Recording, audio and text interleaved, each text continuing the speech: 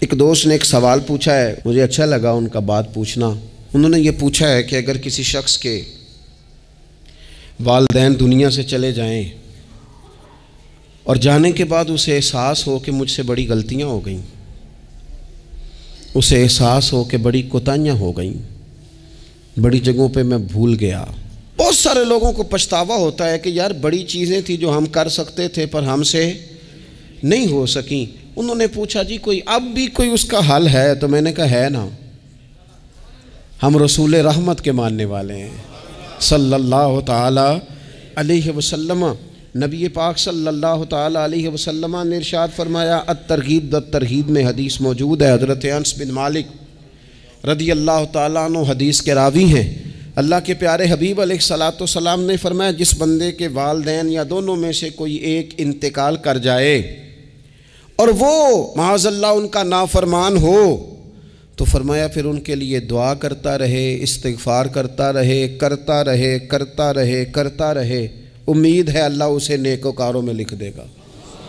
وہ فرما برداروں میں آ جائے گا۔ شرط یہ ہے کہ وہ ان کے لیے استغفار کرے، دعائے مغفرت کرے، اب ان کے لیے وہ اب ہی شروع کر دے ان کو یاد کرنا، اب ہی اس مقام پر آ جائے، ابھی کچھ سوچ لے، تو اللہ تعالیٰ کی بارگاہ سے کرم کی امید ہے کہ اللہ اس نے جو زندگی میں اس سے غلطیاں ہو گئی، رب اس کی ان غلطیوں کو معاف کر دے گا۔ روز استغفار کرے۔ ایک دوست نے مجھ سے ایک دفعہ پوچھا تھا کہ حضرت صاحب والدین چلے گئے ہیں، ان کے لیے کیا کروں؟ تو بڑی بڑی چیزیں بھی کی جا سکتی ہیں، لیکن میں نے اپنے اس محبت والے دوست کو یہ محبت والا مشورہ دیا تھا کہ میں چونکہ آپ کو جانتا ہوں آپ نماز میں کوتاہی کرتے ہیں، آپ نہ نماز پڑھنی شروع کر دیں۔ وہ کہنے لگے جی وہ تو میں پڑھوں گا، والدین کے لیے کیا کروں؟ میں نے کہا نماز پڑھیں، ہر نماز کی آخری رکعت میں کہو گے نا ربنا اغفر لی ولیوالدی، کہو گے نا ہر نماز میں، تو کتنا بڑا اجر ملے گا آپ کے والدین کو۔ اور پھر وہ سارا اسلوب کہ پہلے آپ نے قیام کیا، پھر آپ نے رکوع کیا، پھر آپ نے سجدہ کیا، پھر آپ اتحیات میں بیٹھے، پہلے آپ نے اللہ کی بارگاہ کے اندر اس کی عبادت کرنے کا دھم بھرا، پھر اس کی وحدانیت کی شہادت دی، پھر اس کے محبوب پر درود پڑھا،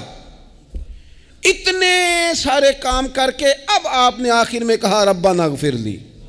ولیوالدی، یا اللہ مجھے بخش دے اور میرے والدین کو بخش دے، تو بتائیے اللہ کتنا کرم فرمائے گا۔